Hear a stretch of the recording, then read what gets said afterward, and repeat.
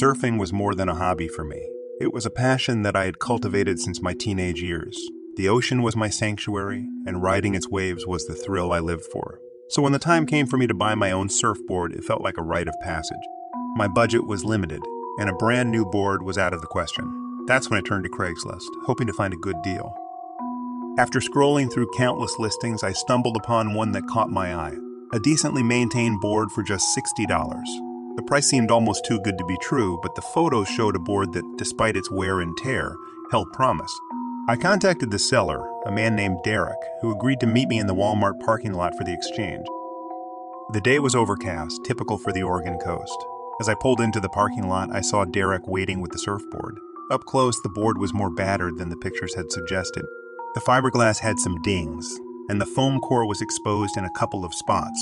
It was covered in faded stickers, a testament to its previous owner's adventures. Derek was in his mid-30s, with a laid-back demeanor and a friendly smile. He explained that he was upgrading and no longer needed this board. We chatted about our favorite surfing spots and the board's quirks. He pointed out a particular sticker, a cartoonish octopus, and said it was his lucky charm. The transaction was smooth. I handed over the cash, and he helped me secure the board to my car. As I drove away, I felt a surge of excitement. I couldn't wait to test it out. The opportunity came the following weekend. The forecast promised good swells, and I was up at the crack of dawn, driving to my favorite beach. It was a spot known mostly to locals, with waves that were perfect for someone of my skill level. I waxed the board, paying extra attention to the areas where the foam was exposed, and paddled out. The ocean was a palette of grays and blues, the early morning light casting a serene glow. I aligned myself, waiting for the right wave. When it came, the wave caught me and I popped up onto the board, finding my balance. But as I shifted my foot for a better grip, a searing pain shot through it.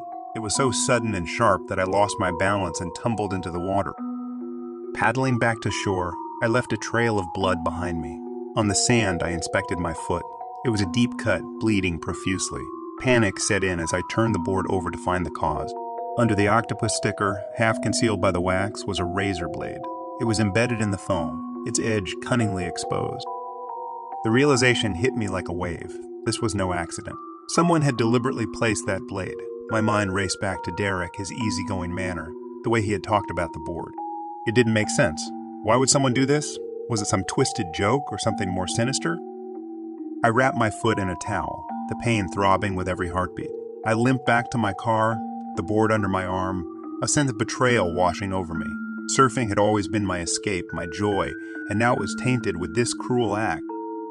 At the hospital, the doctor stitched up my foot, warning me that it would be weeks before I could surf again. I reported the incident to the police, showing them the board and the razor blade. They took my statement and the board for evidence, but I knew the chances of catching Derek were slim. The phone number he had used was no longer in service, and all I had was his first name and a vague description. The following weeks were a blur of frustration and restless energy. I was confined to the shore, watching others enjoy the waves I longed to ride.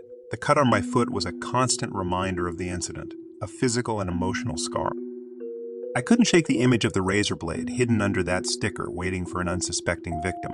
It made me question the trust I had placed in a stranger, the inherent risks of buying second-hand items from anonymous sellers. I wondered about Derek's motives, whether I was just unlucky or if there were others like me. Eventually, I returned to the water, but the joy was muted. I was more cautious, inspecting my new board thoroughly before each use. The ocean, once a place of unbridled freedom, now held a shadow of doubt.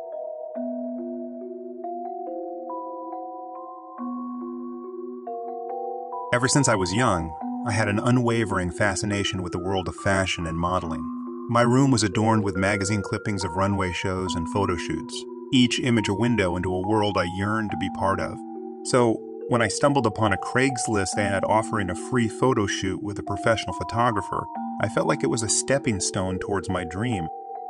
The photographer, Alex, presented himself as an experienced professional looking to expand his portfolio. His email was courteous, and he attached a link to his online portfolio, which was impressive. The images were artistic, striking, and exactly the kind of work I wanted to be associated with. We arranged to meet at a local studio the following week. The day of the shoot arrived, and I felt a mix of nerves and excitement. I arrived at the studio, a neat, well-lit space filled with camera equipment and backdrops. Alex greeted me warmly. He was a tall, middle-aged man with a friendly smile and a calm demeanor that put me at ease. The first part of the shoot went smoothly, with Alex giving clear directions and praising my work. As the afternoon progressed, Alex suggested we move to an outdoor location to add variety to the portfolio.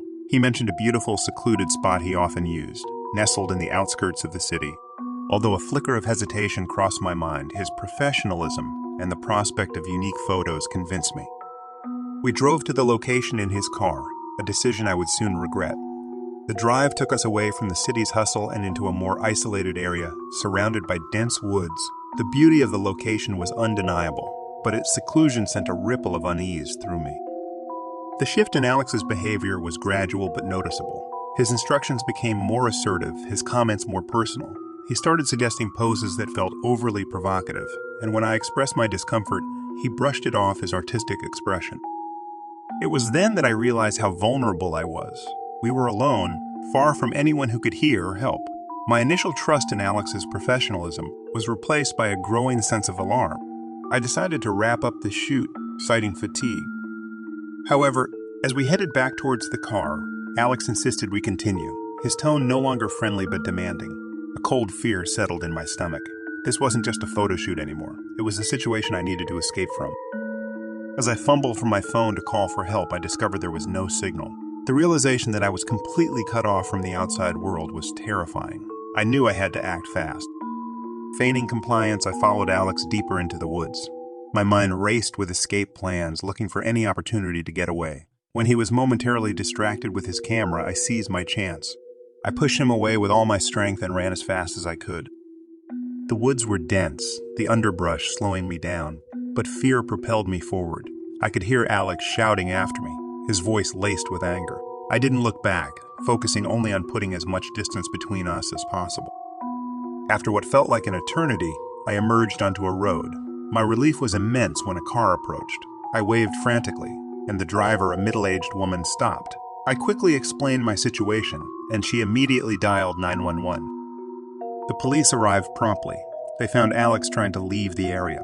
His car was filled with camera equipment and, disturbingly, several items that suggested premeditation for something sinister.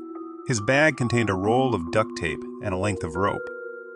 In the aftermath, I learned that Alex was not a professional photographer. He was a predator who used the guise of photography to lure young, aspiring models into vulnerable situations. The police found numerous photos of women, some appearing visibly distressed, on his camera and in his home. It was a chilling revelation that left me shaken to my core. I grappled with guilt and anger in the following weeks. Guilt for putting myself in that situation, and anger at Alex for violating my trust and aspirations. My dream of modeling was now tainted with the memory of that terrifying day. The incident was a harsh reminder of the dangers lurking behind seemingly innocent opportunities. I became more cautious, more skeptical. The experience had stolen a part of my innocence and left a permanent mark on my psyche. I shared my story with friends and family, warning them of the risks associated with online opportunities. The internet, a tool for connection and growth, also harbored dark elements that preyed on the unsuspecting. Months later, as I slowly rebuilt my confidence, I realized that my experience, though harrowing, was also a lesson in resilience and awareness. I learned to trust my instincts and to never underestimate the importance of safety.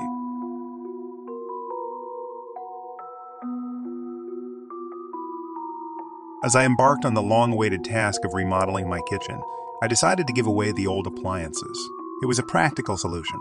Not only would it clear space for the new fittings, but it would also help someone in need. Among these appliances was my old stove, still in decent condition. I put up an ad on Craigslist, offering it for free to whoever needed it most. The first response came from a woman named Clara. Her voice was tinged with a mixture of hope and desperation. She explained how her stove had broken down recently, making it difficult for her to cook meals for her family. As a single mother, a new stove was a luxury she couldn't afford. Touched by her story, I promised the stove to her. We agreed she would come by the following Wednesday to pick it up. Later that day, my phone rang again. A gruff voice introduced himself as Mark, expressing interest in the stove. I explained that I had already promised it to someone else, but he was persistent. He claimed he owned a scrapyard and offered me $20 for the stove, insisting he could come and pick it up that very night. I politely declined, reiterating my commitment to Clara. His tone shifted from persuasive to aggressive. "No, the stove is mine. "I'll call you later to pick it up," he said before abruptly hanging up. His sense of entitlement and aggression unnerved me. I blocked his number, hoping to end any further communication. The incident left a sour taste, but I was determined not to let it overshadow the good deed. That evening, as I settled in, my phone rang from an unknown number. I answered, and it was Mark again. His voice was loud and demanding, insisting on the address to pick up his stove. Fear prickled down my spine. I firmly told him the stove was no longer available and ended the call. Trying to shake off the unease, I double-checked the locks on my doors and windows. His persistence was alarming, and for the first time I regretted my decision to use Craigslist. I had wanted to help someone, not invite trouble into my life. The next few days were tense. I was constantly looking over my shoulder, jumping at every phone call and unexpected noise. Despite my efforts to forget, Mark's angry demands echoed in my mind. Wednesday arrived, and Claire came to collect the stove. She was a petite woman, her face etched with the lines of hard work and resilience. Her gratitude was palpable, and as we loaded the stove into her old van, she shared stories of her children and how much this meant to her family. It was a reminder of why I had chosen to give the stove away. However, the relief and happiness were short-lived. That evening, as dusk fell, a loud banging jolted me from my tranquility. I peeked through the window blinds and saw a beat-up truck in my driveway. A large man was at my door, pounding on it with fists that matched his heavy-set frame. My heart sank as I recognized the truck from the scrapyard logo. It was Mark. Panic set in. I hadn't given him my address, so how did he find me? I dialed 911, my hands shaking as I relayed the situation to the operator. The dispatcher assured me that officers were on their way. Mark was yelling now, his voice filled with anger and frustration, demanding the stove. I stayed silent, hidden away from the windows, my heart pounding in my chest. The police arrived within minutes, their lights cutting through the darkness. I watched from behind the curtain as they confronted Mark. He was animated and aggressive, gesturing wildly towards my house. After a tense exchange, they handcuffed him and took him away. The officers came to my door, ensuring I was safe. They explained that Mark was known to them for similar incidents in the past. He had a history of aggressive behavior, particularly in situations where he felt he was being denied something he believed was rightfully his. The incident left me shaken and fearful. My simple act of kindness had turned into a frightening ordeal. I was relieved that the situation was resolved without anyone getting hurt, but it was a stark reminder of the unpredictability and potential dangers of dealing with strangers on the internet. In the days that followed, I became more cautious about my interactions online. The internet, a powerful tool for connecting people, also had a darker side, one that could bring danger to your doorstep. I shared my story with friends and family, warning them of the risks associated with Craigslist transactions. The experience had taught me the importance of being vigilant and protecting my personal information. Despite the ordeal, I didn't lose faith in the goodness of people. Claire's heartfelt gratitude was a testament to the positive impact of my gesture. But I had learned a valuable lesson: to tread carefully in the digital world, where anonymity can sometimes shield the worst of intentions.